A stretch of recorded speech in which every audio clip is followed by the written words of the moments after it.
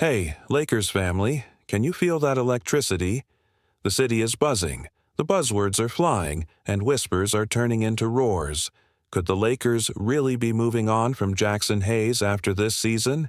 Before we dive into every twist and turn, make sure to smash that like button, subscribe to Lakers News Fan Report, and ring that notification bell. Trust me, you'll want front row seats for every update on this blockbuster shakeup. Alright, now imagine this. It's early June. The off-season heat is at its peak, and the Los Angeles Lakers are staring at a massive decision. Our starting center, Jaxson Hayes, has just hit unrestricted free agency, and suddenly, 5 glaring reasons have emerged for the purple and gold to simply let him walk. Could this really be the end of the road for the 213-meter big man who showed flashes of potential but ultimately never quite cemented himself as an elite rim protector? Let's break down each factor, stitch by stitch, and speculate on how this decision might redefine the Lakers' roster and title aspirations. First up, the lack of a true paint presence. Despite towering over most opponents, Hayes has rarely imposed himself as a deterrent at the rim. When you compare him to Nikola Jokic's dominance inside, or Rudy Gobert's fearsome shot-blocking aura, Jackson's physicality just doesn't measure up. In crunch time, the Lakers need a monster who can anchor the defense and alter shots without fouling. Could LA really roll into next season without that intimidation factor under the basket?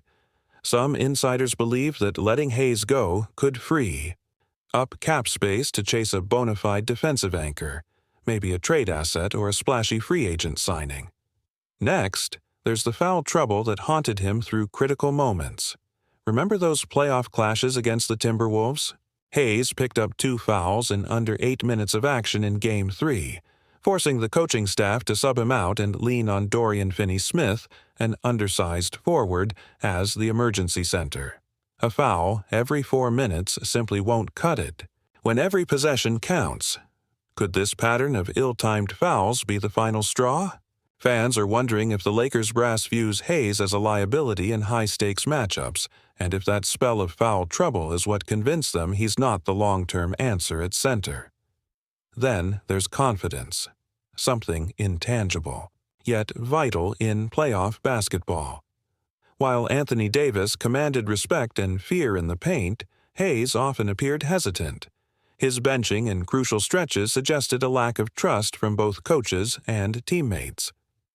Is it possible that the Lakers see no path forward with a player who can't hold his ground when the game is on the line?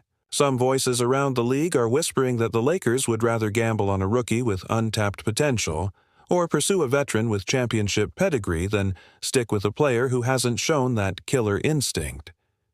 Rebounding, or the lack thereof, is our fourth point. Hayes averaged 4.8 boards per game last season, which, while a career high, pales in comparison to true first-line centers. By contrast, role players like Aaron Gordon snagged 11 rebounds in a single playoff game, despite not being the primary big man. That disparity raises the question: can the Lakers afford to field a starting center who can't consistently secure defensive and offensive rebounds? With LeBron and AD needing second-chance opportunities, every missed board could feel like a dagger. Could LA decide that a more dominant rebounder is non-negotiable, rendering Hayes expendable? Finally, the most explosive, and perhaps most speculative, reason: off-court concerns. Hayes' 2021 domestic violence charges and subsequent probation, though legally resolved, left a stain on his reputation. The leaked footage late last year reignited uncomfortable conversations about character and accountability. Even if the NBA never officially punished the Lakers or the player, could the front office view this as a distraction they simply don't need? Some Bruins insiders believe the franchise is prioritizing a clean public image, especially when courting big names in free agency. Could dropping Hayes send a message that Los Angeles expects its players to reflect the organization's values both on and off the court? Now, layer in the Lakers' cap situation. By letting Hayes walk in free agency, LA opens up roughly $10 million in cap space. space that could be the difference between landing a star center or re-signing key role players like D'Angelo Russell or Rui Hachimura. Perhaps the front office sees the Hayes departure as the necessary sacrifice to upgrade elsewhere. Could this financial maneuver be the strategic masterstroke that pulls in a franchise-altering signing? And then there's the ripple effect on the locker room. If Hayes departs, who steps up? Will we see Mo Bamba emerge as the next-minute monster? Could rookie platform be cleared for a young rookie to gamble on himself? Or will the Lakers brass pull a surprise by trading for a veteran in a salary-matching deal? The possibilities are endless, and that's precisely why this situation is so tantalizing. Of course, there's another perspective to consider. What if the Lakers ultimately decide to re-sign Hayes? Some analysts argue that his athleticism and upside make him a bargain risk, especially if he's willing to play within a five-man rotation and focus on his physical tools rather than stretch the floor with questionable shooting. Could Los Angeles gamble on the idea that, with the right coaching and reduced pressure, Hayes could grow into the role they initially envisioned?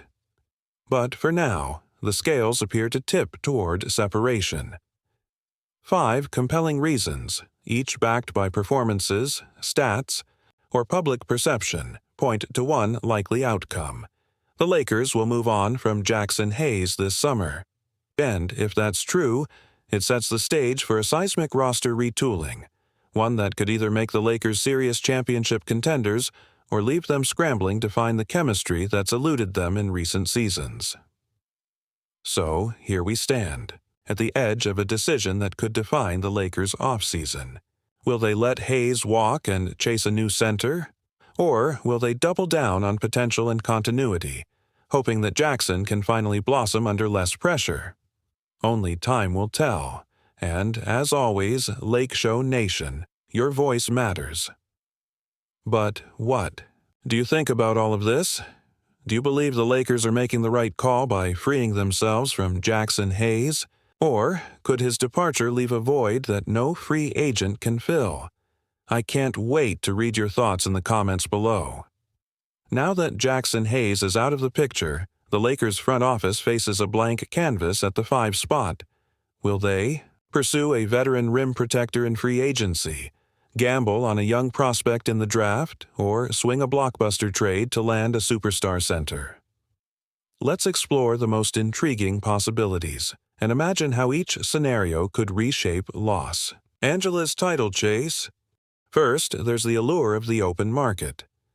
With roughly $10 million freed up by letting Hayes walk, the Lakers could target a defensive stalwart like Jakob Poeltl or Robert Williams III. Poeltl, coming off another season of elite pick-and-roll defense and adept lob finishing, would bring a steady, proven presence. Williams offers athleticism and shot-blocking prowess, albeit with some health concerns. Could the Lakers entice one of these bigs with a one-year prove-it deal, banking on the potential that a championship atmosphere accelerates their impact? Some insiders believe that Los Angeles might even overpay slightly, viewing the rent-a-veteran route as a low-risk way to stabilize the interior without mortgaging the future. Then there's the young upstart path. A recent mock draft placed Auburn's Walker Kessler and Purdue's Zach Edey in the top 10, 2 towering high-ceiling prospects with defensive instincts. Imagine slotting a 7'2" shoe rookie who averaged over 3 blocks per game into Redick's rotation. Could he develop into the modern rim-running threat the Lakers crave? The risk, of course, is developmental. Rookies can struggle adjusting to NBA speed and physicality.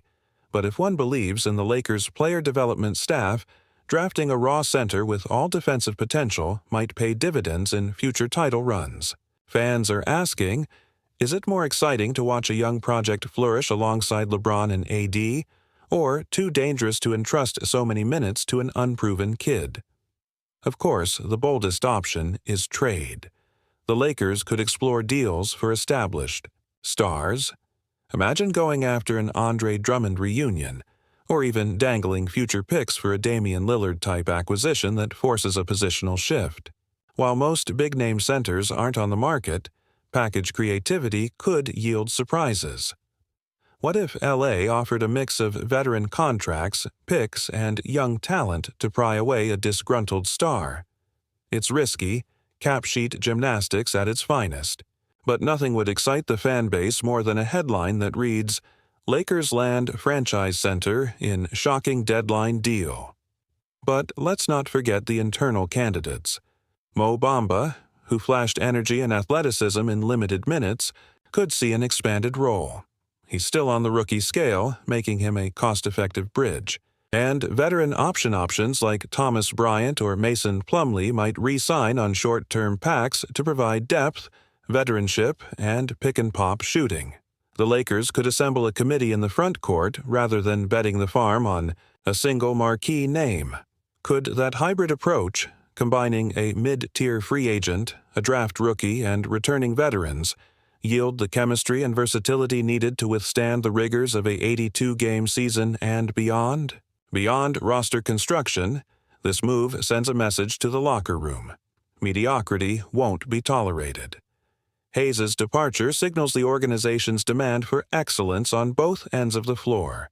Younger players now see that performance and accountability matter. Those fourth-quarter rotations won't be guaranteed. The Lakers are primed for a culture reset, one where every player understands that contributing to a championship effort is the only measure of success. Meanwhile, imagine the ripple effect across the Western Conference. If the Lakers land A.D. Muosi, defensive anchor, opponents will have to adjust their game plans. Portland might lose another rim beater in the paint, Denver's Jokic-led offense could face stiffer resistance, and Oklahoma City's young guards might find fewer lanes for drives. The Lakers could reclaim defensive identity after years of soft, perimeter-only emphasis. Could this renewed backbone elevate LA from a high-octane but defensively suspect squad to a two-way juggernaut that can outscore and out-defend any rival? From the fan perspective, the decision to cut Hayes feels like a pivotal turning point. Social media is flooded with memes imagining the press conference where Rob Pelinka declares, "We're coming for the rings," and that starts with the right center. Others lament the loss of Hayes' potential upside. What if this change backfires, they ask? That debate, that passion, is exactly what the Lakers need during an offseason. Engagement, expectation, and belief that the front office is playing chess rather than checkers. As summer workouts begin, eyes will track free agent visits, medical exams, front court workouts, and the gut reaction from players. Will LeBron publicly endorse the move? Will Anthony Davis be excited about sharing the paint with a defensively elite partner? Could the next season tip off with an entirely reimagined Lakers identity, one built on brutal defense, elite rim protection, and championship pedigree? No matter which path LA chooses, one thing is clear. By moving on from Jaxson Hayes, the Lakers have unlocked a window of opportunity. They can aggressively pursue immediate upgrades without sacrificing the flexibility to pivot again next year. They can foster internal competition that raises everyone's game. They can send a clear signal that they refuse to settle for just enough. This is a franchise with one goal, and every move this offseason will be measured against it. Winning rings. So, Lakers faithful, as draft night approaches and free agency rumors swirl, keep your eyes peeled. Will the next cornerstone at center be a proven veteran, a rookie phenom, a trade asset, or a fusion of all three? The possibilities are as vast as the Lakers' ambition, and each path carries its own set of thrills and uncertainties. One thing's for sure, with Hayes gone, there's no more treading water. The Lakers are diving headfirst into a bold new era. But what do you think about all of this? Are you excited to see the Lakers capitalize on the newfound cap space and chase a star center? Or does the gamble of drafting or trading for a big man worry you? I can't wait to read your thoughts in the comments below. If you enjoyed this video, don't forget to hit that like button, subscribe to Lakers News Fan Report, and turn on the notification bell so you never miss an update.